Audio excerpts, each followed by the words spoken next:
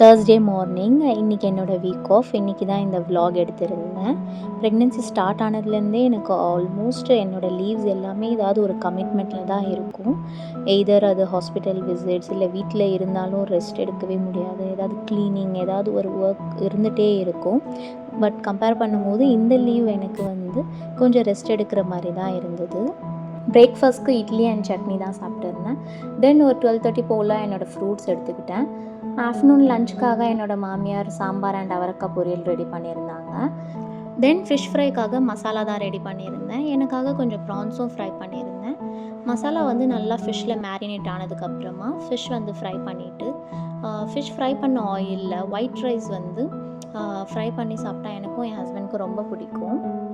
உங்களுக்கும் இந்த மாதிரி மீன் ஃப்ரை பண்ண ஆயிலில் சாப்பாடு சாப்பிட பிடிக்கும்னா கீழே கமெண்ட் பண்ணுங்கள். மறக்காமல் அம்ரின் வ்ளாக்ஸ் சேனலை சப்ஸ்கிரைப் பண்ணிவிடுங்க.